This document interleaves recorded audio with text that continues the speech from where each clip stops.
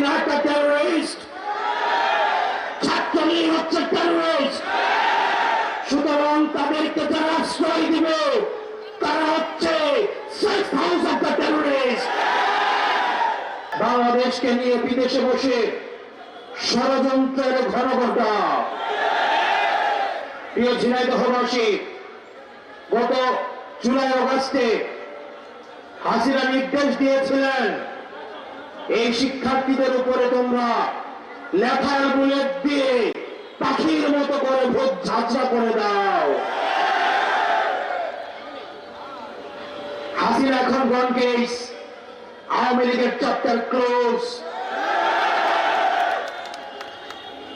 আওয়ামী লীগ এমন ভাবে পালিয়েছে, আওয়ামী লীগের প্রকৃত প্রেতাত্মারা ভারতে বসে, লন্ডনে বসে বাংলাদেশের বিরুদ্ধে যতই বিষোদ্গার করুক, Awami League will never come back.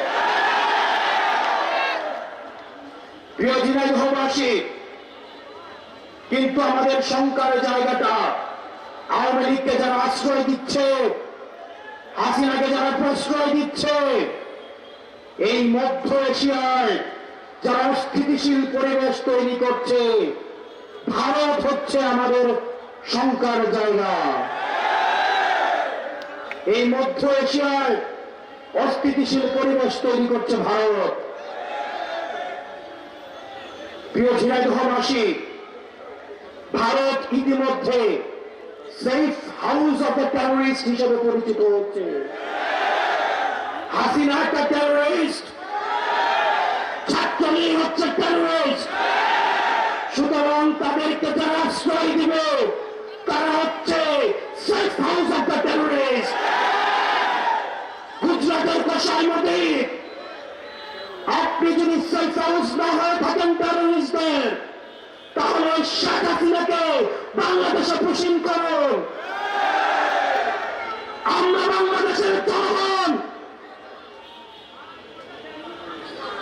তাকে বিচারে ঝুলিয়ে মৃত্যুদণ্ড কার্যকর করা পর্যন্ত অপেক্ষা করব। প্রিয় ঝিনাইদহবাসী,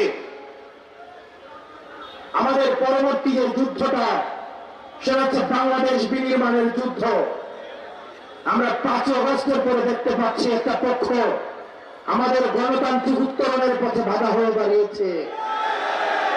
তারা নির্বাচন পিছানোর জন্য পায়তারা করছে, তারা নির্বাচন পিছিয়ে দিচ্ছে।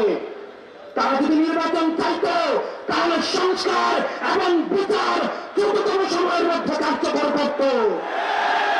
তারা নির্বাচন চায় না বলেই এই বিচার এবং সংস্কারে প্রতিনিয়ত প্রতি পদে পদে বাধা হয়ে দাঁড়াচ্ছে। প্রিয় ঝিনাইদহবাসী, আমাদের এই গণতান্ত্রিক উত্তরায়ণের পথে